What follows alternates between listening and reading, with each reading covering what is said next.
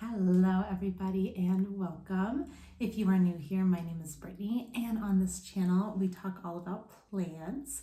And today I wanted to share with you the sweet plants that I got for Mother's Day and also go into the pros and cons of self-watering pots. So if you are interested in plants, interested in planty gifts, and interested in finding out a little bit more about self-watering pots, stick around and let's talk self-watering.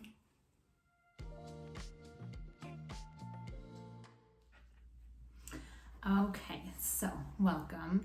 I hope that everyone had a really nice Mother's Day. I can say that I definitely did. We kind of relaxed, made dinner. I did get a couple of planty gifts from my favorite people. So let me share those with you. The first one that I got is this philodendron Birkin. And how pretty is that? My husband did pick this one out for me. He really liked the pinstripe effect of the leaves. And the pot that he picked out is a self-watering pot. He did get this one from a big box store and I love it.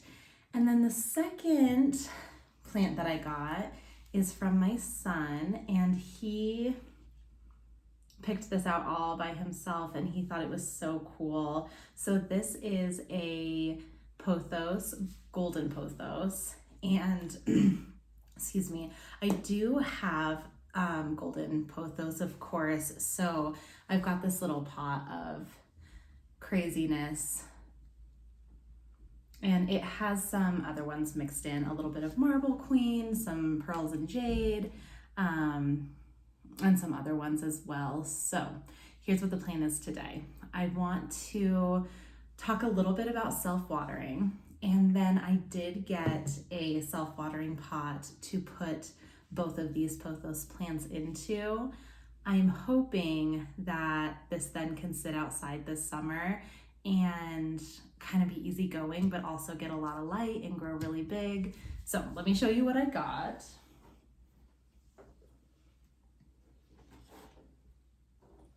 This self-watering pot, and let me know if you have put your golden pothos outside. How did it do? Did it like the outside?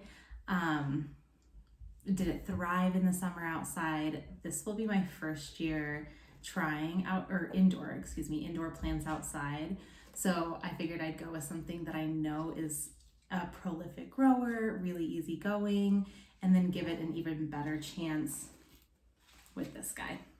So let me get this all set up. We're going to figure out how to get these two pothos plants into this pot, and then we will chat about the pros and cons of self-watering.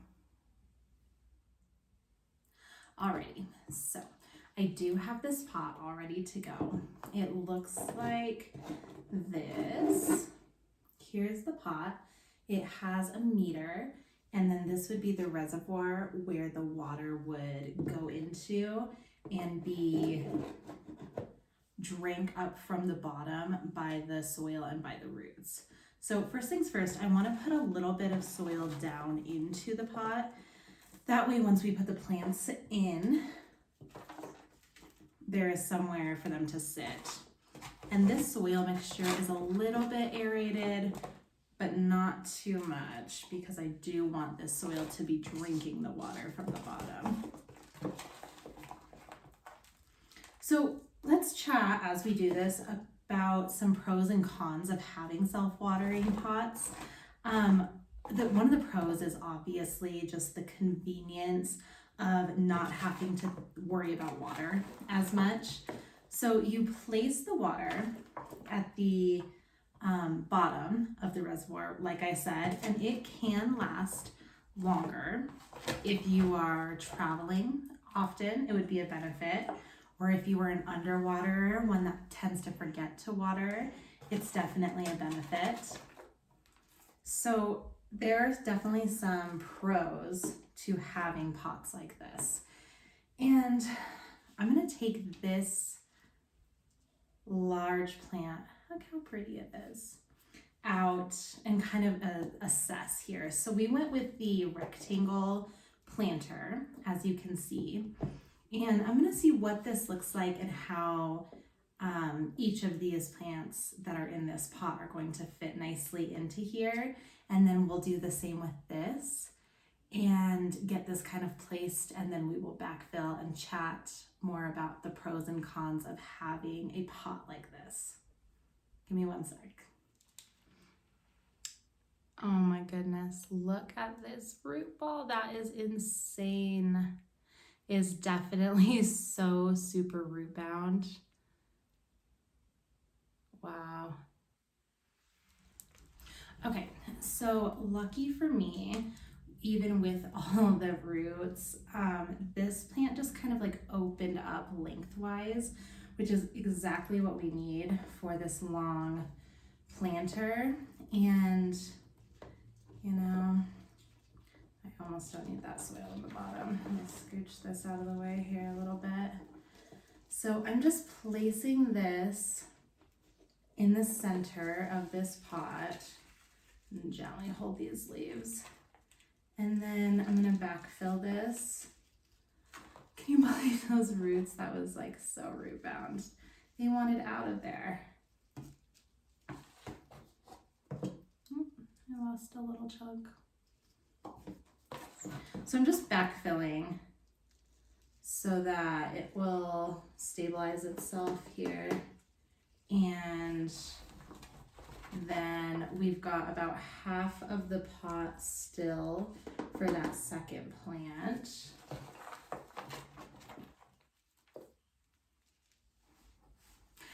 Okay, so we got all that in. I got it all backfilled, and this is what this looks like. We made a heck of a mess, holy. But I think that that looks so cool. So there is a little hole system here next to the meter that you pour the water into, and then the meter tells you if it is at max full or if it's getting low on water. And then the water, like I said, just is sucked up through the soil, through the roots. So like we said, in terms of consistency, this is a dream because it is going to take up the water much slower, and you have to water less than you would if you were just consistently watering your plants. Also for things like travel, if you're going to be gone for an extended period of time, this can be a really great option. With that, there are some downsides to self-watering pots. If the root ball is not the proper size for the pot, say it's too small and the pot's very large, it will potentially lead to root rot because of the soil itself staying so dense and moist. It also does take more fertilizer if you have a self-watering pot because the water is utilizing that fertilizer more. So the dissolving fertilizer, the long-term ones, might be a good option if this is something that you're interested in doing. And then the last thing that I did want to touch on with self-watering plants is the plants that tend to like to dry out more or to have really consistent watering. This can be bad for our super picky plants like Calathea, Alocasia, because the roots are so sensitive and damage to the plant can happen so quickly. Leaving your watering schedule up to the pot itself is not always a good idea. That is why I'm willing to try this with what we know is the most easygoing plant, the pothos. So this is what this looks like. This is going to go outside for the summer. We're going to see huge growth and it's going to be so well watered.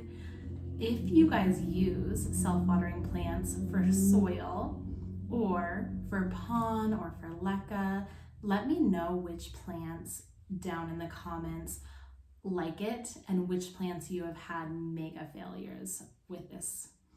And if you are interested in plants and learning together and the new methods that are out there, please consider subscribing and I will see you guys in my next video.